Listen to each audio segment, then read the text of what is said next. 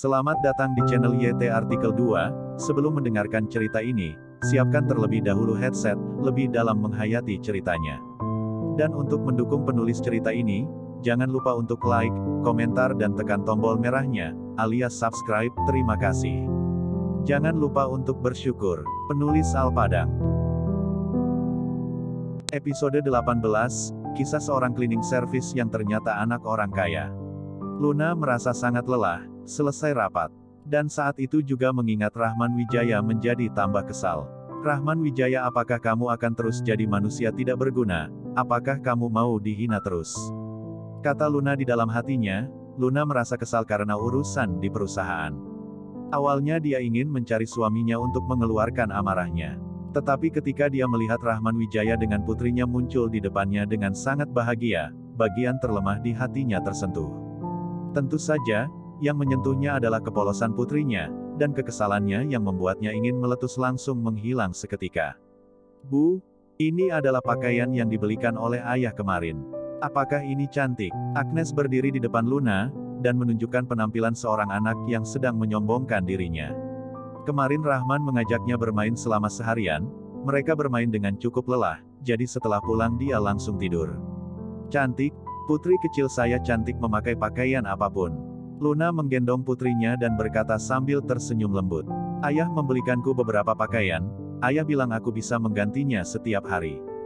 Ujar Agnes. Luna mengangguk, tiba-tiba dia melihat merek pakaian yang dikenakan oleh putrinya, kemudian ia melihat ke Rahman Wijaya. Lain kali jika membelikan pakaian untuk Agnes, jangan membelikannya barang palsu seperti ini lagi. Pakaian bermerek memang terlihat sangat mewah, tetapi begitu orang yang cerdas melihatnya ia akan tahu bahwa itu adalah barang palsu. Itu akan membuat orang menertawakan Agnes.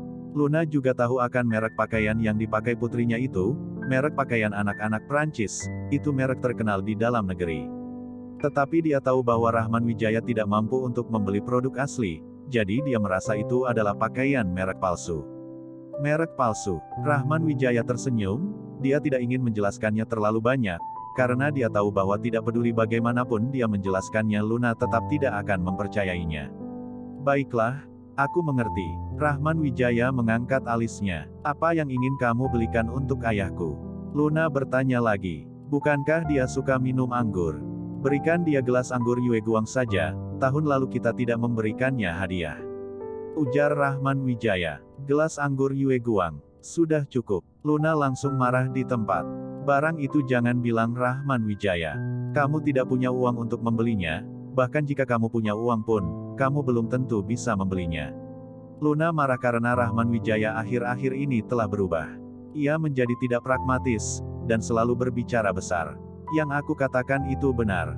Aku juga tahu bahwa ada tempat yang masih menjual sepasang gelas Yue Guang yang asli di kota Yusoda.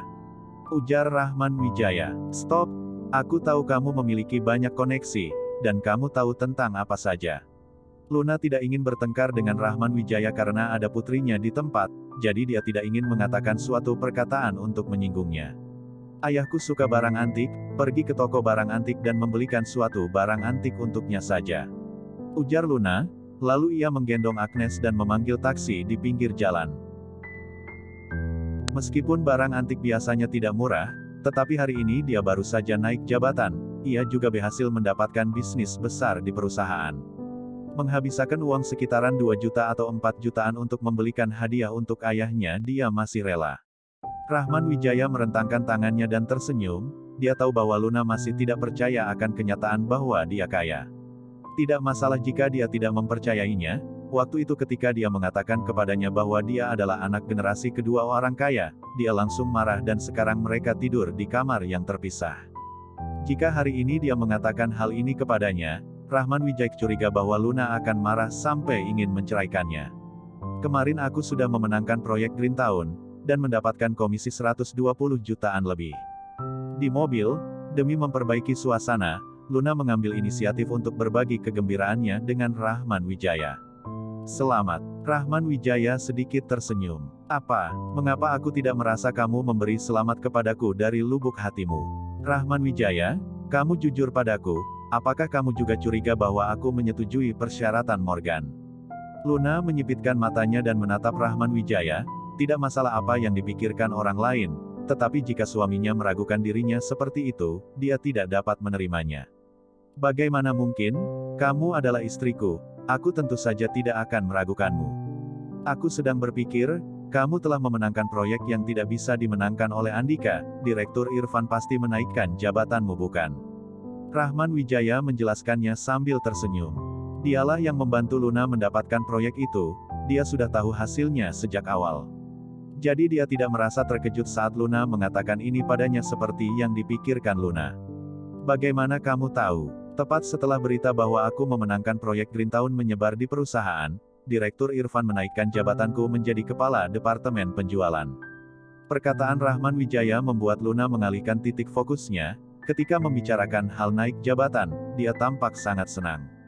Kalau begitu aku harus benar-benar mengucapkan selamat kepadamu. Aku meramalmu, kelak kamu akan terus naik jabatan. Rahman Wijaya ini telah belajar menjadi cerdas, ia menunjukkan ekspresi yang sangat bahagia. Irfan telah menyebutkan hal mengenai naik jabatan kepadanya kemarin, dan dia tahu bahwa Irfan pasti akan mengambil kesempatan ini untuk menaikkan jabatan Luna. Apakah kamu pikir perusahaan itu milik ayahmu, bisa menaikkan jabatanku sesuka hatimu? Luna mencibir kepada Rahman Wijaya. Meskipun dia pernah dibohongi oleh Andika sebelumnya, tetapi dapat dilihat bahwa suasana hatinya cukup baik. Rahman Wijaya nyaris keceplosan mengatakan, toko elektronik Harmoni sekarang memang milikku. Tetapi setelah dia memikirkannya, dia masih menahan dirinya, ia hanya tersenyum dan tidak mengatakan apa-apa. Aku tidak berani memikirkan hal untuk naik jabatan lebih lanjut lagi, dan aku juga tidak mungkin memiliki kesempatan seperti itu lagi. Teringat kemarin ketika dia baru naik jabatan ia ditekan oleh Andika, Luna tiba-tiba terlihat cemas. Kenapa? Rahman Wijaya merasakan sesuatu, dan ia bertanya. Itu karena kamu, ujar Luna dengan kesal. Karena aku. Rahman Wijaya merasa sedikit bingung. Jika kamu tidak menyinggung Andika, apakah dia akan memusuhiku? Kemarin, ketika aku baru saja naik jabatan, aku ditekan olehnya di depan umum. Teringat akan beberapa hari ini dia membutuhkan banyak energi dan waktu untuk menindaklanjuti distrik perumahan di Banjarmasin, Luna menjadi semakin kesal. Bagaimana dia menekanmu? Rahman Wijaya bertanya dengan berpura-pura tidak mengerti. Dia tahu bahwa penindasan yang dikatakan Luna adalah Andika memintanya untuk mengikuti proyek di distrik Banjarmasin. Pada rapat manajemen di pagi hari, alasan mengapa dia mendorong Luna untuk menindaklanjuti proyek itu, dia tentu saja mengambil kesempatan ini untuk membuat Luna bisa mendapatkan pengakuan semua orang di perusahaan. Kamu seharusnya tahu bahwa distrik perumahan di Banjarmasin sedang melakukan renovasi bukan? Tanya Luna. Rahman Wijaya mengangguk, itu merupakan distrik villa kelas atas yang dikembangkan oleh perusahaan global, dia tentu saja tahu akan itu. Kemarin Andika memintaku untuk menindaklanjuti proyek ini, dan bahkan pemegang saham baru juga mendorongku untuk menindaklanjutinya. Ini adalah bisnis yang tidak mungkin untuk didapatkan. Andika ingin mengambil kesempatan ini untuk membuatku masuk ke lubang itu dan tidak memiliki waktu untuk mengikuti proyek-proyek lain. Ia juga ingin membuatku malu di depan para karyawan lain. Ujar Luna dengan marah. Itu adalah hal yang baik, aku dapat membantumu mendapatkannya. Rahman Wijaya tidak dapat menahan diri dan mengatakannya. Rahman Wijaya mengetahui dari Alex bahwa distrik perumahan Banjarmasin dibagi menjadi beberapa kelas, bahan dekorasi kelas terendah. Mereka berencana menggunakan produk dalam negeri, dia sebelumnya berencana untuk menggunakan produk elektronik Harmoni, jadi kebetulan dia bisa memberikan proyek ini untuk Luna. Asalkan Luna memenangkan proyek ini, tidak peduli apakah itu reputasi di perusahaan atau kemampuan bisnis. Dia akan mendapatkan pengakuan semua orang, bahkan ia bisa naik jabatan menjadi kepala direktur penjualan untuk menggantikan Andika.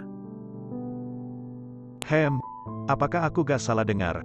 Kamu bisa membantuku mendapatkannya? Luna menggelengkan kepalanya sambil tersenyum sinis. Jika bukan karena ada putrinya di sisinya dan membuatnya mencoba mengendalikan emosinya sebisanya, dia pasti akan mengejek Rahman Wijaya tanpa ampun.